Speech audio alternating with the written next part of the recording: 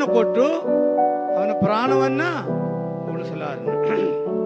ಕೆಲವು ಜನ ತಿಳ್ಕೊಂಡಿದ್ದಾರೆ, ನನ್ನ ಹತ್ರ ಬಹಳ ದುಡ್ಡಿದ್ದಾವೆ, ನಾನು ಪ್ರಾಣವನ್ನು ಉಳಿಸ್ತೀನಿ ಎಂಬುದಾಗಿ. ಹಲ್ಲೆಲೂಯಾ, ದೇವರ ನಾಮಕ್ಕೆ ಸ್ತೋತ್ರವಾಗಲಿ. ನಮ್ಮ ಆಂಟಿ ಒಂದು ಯಾವಾಗಲೂ ನಡೆದ ಘಟನೆ ಹೇಳ್ತಾರೆ. ಒಬ್ಬ ಮನುಷ್ಯನು ಐಶ್ವರ್ಯವಂತನು, ಅವನ ಹತ್ರ ಬೇಕಾದಷ್ಟು ಆಸ್ತಿ ಇತ್ತು, ರೈಸ್ ಮಿಲ್ಲುಗಳಿತ್ತು, ಏನೇನೋ ಆಸ್ತಿ ಪಾಸ್ತಿಗಳು, ಕಾರ್ಖಾನೆಗಳು ಎಲ್ಲ ಇತ್ತು ಅಂತೆ.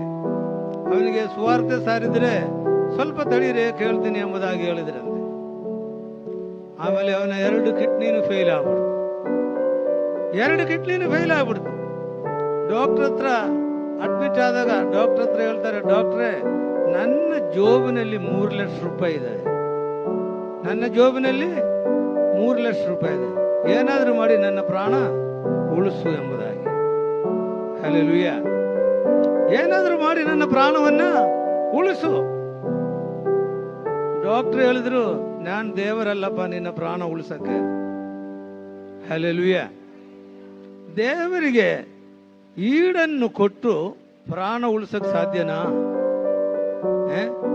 ಸಾಧ್ಯನಾ? ಸಾಧ್ಯವಲ್ಲ. ಕೆಲವರು ತಿಳ್ಕೋಬಹುದು, ನನ್ನ ಹತ್ರ ದುಡ್ಡಿದೆ, ಆಸ್ತಿ ಇದೆ, ಐಶ್ವರ್ಯ ಇದಾವೆ, ನಾನು ನನ್ನ ಪ್ರಾಣವನ್ನು ಉಳಿಸ್ತೇನೆ, ಎಷ್ಟನ ದುಡ್ಡು ಖರ್ಚಾಗಲಿ. ಏನಕ್ಕೆ ಬರ್ತದೆ ದುಡ್ಡು? ನೀನು ಎಷ್ಟು ದುಡ್ಡು ಖರ್ಚು ಮಾಡಿದ್ರು, ಇವತ್ತು ಪ್ರಪಂಚದಲ್ಲಿರೋ ಎಲ್ಲಾ ಕೋಟಾಧೀಶರು ಸಾಯ್ತಾ ಇದ್ದಾರೆ, ದೊಡ್ಡ ದೊಡ್ಡ ಶ್ರೀಮಂತರುಗಳು ಸಾಯ್ತಾ ಇದ್ದಾರೆ. ಇವಾಗ ಒಂದು ವ್ಯಾಧಿ ಪ್ರಪಂಚದಲ್ಲೆಲ್ಲ ಹರಡುತ್ತವೆ, ಎಂತ ದೊಡ್ಡ ದೊಡ್ಡವರು ಮಿನಿಸ್ಟರ್ಗಳು ಎಲ್ಲರೂ ಸಾಯ್ತಾ ಇದ್ದಾರೆ. ಬೇಕಾದಷ್ಟು ದುಡ್ಡಿದ್ದಾವೆ, ಉಳಿಸಕ್ಕಾಗತ್ತಾ? ಸಾಧ್ಯವಿಲ್ಲ ರೀ, ಸಾಧ್ಯವಿಲ್ಲ. ದೇವರ ನಾಮಕ್ಕೆ ಸ್ತೋತ್ರವಾಗಲಿ. ಅದರಿಂದ ನಮ್ಮ ಪ್ರಾಣವನ್ನ ಉಳಿಸ್ಬೇಕು ಅಂದ್ರೆ ನಾವೇನ್ ಮಾಡಬೇಕು ಎಂಬುದಾಗಿ 9ನೇ ವಾಕ್ಯದಲ್ಲಿ ನಾವು ನೋಡ್ಕೊಳ್ಳೋಣ. 9ನೇ ವಾಕ್ಯ ಓದ್ಕೊಳ್ಳೋಣ. ಮರಣವನ್ನು ತಪ್ಪಿಸಿಕೊಳ್ಳುವುದಕ್ಕೆ ಎಷ್ಟು ಹಣ ಕೊಟ್ಟರು ಸಾಲುವುದೇ ಇಲ್ಲ. ಮರಣವನ್ನು ತಪ್ಪಿಸಿಕೊಳ್ಳುವುದಕ್ಕೆ ಎಷ್ಟು ಹಣ ಕೊಟ್ಟರು ಸಾಧ್ಯವಿಲ್ಲ. ಮತ್ತೆ ಹೆಂಗೆ ಸಾಧ್ಯ ನೋಡ್ರೆ? ಅಂತ ಪ್ರಯತ್ನವನ್ನು ನಿಷ್ಫಲವೆಂದು ಬಿಟ್ಟೇ ಬಿಡಬೇಕು. ಇದು ನಿಷ್ಫಲವೆಂಬುದಾಗಿ ಇದನ್ನ ಬಿಟ್ಟು ಬಿಡಬೇಕು. ಈಗ ನಮ್ಮ ಪ್ರಾಣ ಉಳಿಸಕ್ಕೋಸ್ಕರ ನಾವು ಏನ್ ಮಾಡ್ಬೇಕ್ರಿ?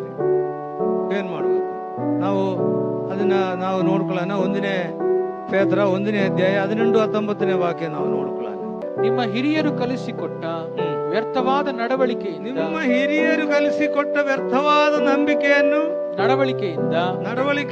ನಿಮಗೆ ಬಿಡುಗಡೆಯಾದದ್ದು ಬೆಳ್ಳಿ ಬಂಗಾರ ಮೊದಲಾದ ನಶಿಸಿ ಹೋಗುವ ವಸ್ತುಗಳಿಂದಲ್ಲ, ಪೂರ್ಣಾಂಗವಾದ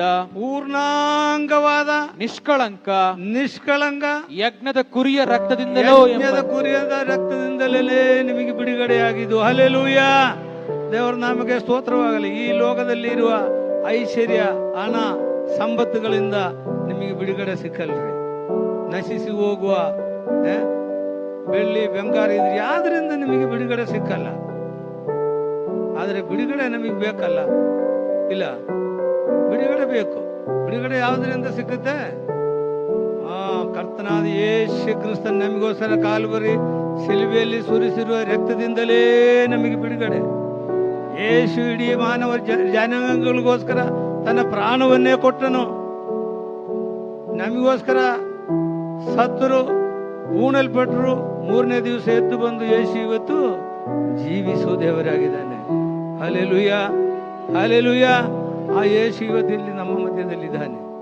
ನಿನಗೆ ಬಿಡುಗಡೆ ಬೇಕಾ? ಮರಣವನ್ನು ಕಾಯಂ ತಪ್ಪಿಸಕ್ಕೆ ಯಾರ ಕೈಯಲ್ಲೂ ಸಾಧ್ಯವಿಲ್ಲ. ಆದರೆ ನೀನು ಸತ್ರ ಎಲ್ಲೋಗ್ತೀಯ ಎಂಬುದು ನೀನು ನಿರ್ಣಯ ಮಾಡಿಕೊಳ್ಳ್ರಿ. ನೀನು ಸತ್ರ ಎಲ್ಲಿ ಹೋಗ್ತೀಯ? ಮರಣ ಒಂದು ಗ್ಯಾರಂಟಿ. ಇಲ್ಲಿ ಕೀರ್ತನಗಾರನು ಹೇಳಿದ್ದಾನೆ, ಮರಣ ನಿಶ್ಚಯ. ನಿನ್ನಲ್ಲಿರುವ ಆಸ್ತಿ ಅಡವುಗಳು, ಐಶ್ವರ್ಯದಿಂದ ನಿನ್ನ ಪ್ರಾಣ ಉಳಿಸಕ್ಕೆ ಸಾಧ್ಯವಿಲ್ಲ. ಮತ್ತೆ ಯಾವುದರಿಂದ ಪ್ರಾಣ ಉಳಿಸಕ್ಕೆ ಸಾಧ್ಯ? ಕರ್ತನಾದ ಯೇಸು ಕ್ರಿಸ್ತನ ರಕ್ತದಿಂದಲೇನೆ. ಹಲ್ಲೆಲೂಯಾ. ಯೇಸು ಈ ಪ್ರಪಂಚದಲ್ಲಿ 2000 ವರ್ಷಗಳ ಹಿಂದೆ ಮಾನವನಾಗಿ ಹುಟ್ಟಿ ಬಂದು ಇಡೀ ಮಾನವ ಜನಾಂಗಗಳನ್ನ ರಕ್ಷಿಸುವುದಕ್ಕೋಸ್ಕರ ಪಾಪದಿಂದ, ಶಾಪದಿಂದ, ರೋಗದಿಂದ ಬಿಡುಗಡೆ ಕೊಡೋದಕ್ಕೋಸ್ಕರ ಯೇಸು ಕಾಲ್ವರಿ ಶಿಲುಬೆಯಲ್ಲಿ ತನ್ನ ರಕ್ತವನ್ನೇ ಸುರಿಸಿದರು. ಆ ರಕ್ತದಲ್ಲಿ ಮಾತ್ರ ಬಿಡುಗಡೆ. ಹಲ್ಲೆಲೂಯಾ. ಆ ರಕ್ತದಲ್ಲಿ ಮಾತ್ರ ಬಿಡುಗಡೆ. ಯಾರು ಆ ಯೇಸು ಕ್ರಿಸ್ತನ ಮೇಲೆ ನಂಬಿಕೆ ಇಡ್ತೀರೋ, ಪಾಪ ಪರಿಹಾರ ಹೊಂದುತ್ತೀರೋ, ಯೇಸುವೇ ನಾನು ಪಾಪಿ ಎಂಬುದಾಗಿ ದೇವರ ಮುಂದೆ ಒಪ್ಕೊಂಡ್ರೆ ಯೇಸು ನಿನ್ನ ಪಾಪಗಳನ್ನು ಕ್ಷಮಿಸಕ್ಕೆ ಶಕ್ತನಾಗಿದ್ದಾನೆ. ಹಲ್ಲೆಲೂಯಾ. ನಿನಗೆ ಬಿಡುಗಡೆ ಬೇಕಾ? ಆ ಯೇಸುವಿನ ಹತ್ರ ಬರ್ರಿ. ಯೇಸುವೇ ನಾನು ಪಾಪಿ, ನನ್ನ ಪಾಪಗಳನ್ನೆಲ್ಲ ಕ್ಷಮಿಸಪ್ಪ ಎಂಬುದಾಗಿ ನೀನು ಬೇಡಿಕೊಂಡಾಗ ಯೇಸು ನಿನಗೆ ಬಿಡುಗಡೆ ಕೊಡುವ ದೇವರಾಗಿದ್ದಾನೆ. ಹಲ್ಲೆಲೂಯಾ. ದೇವರ ನಾಮಕ್ಕೆ ಸ್ತೋತ್ರವಾಗಲಿ.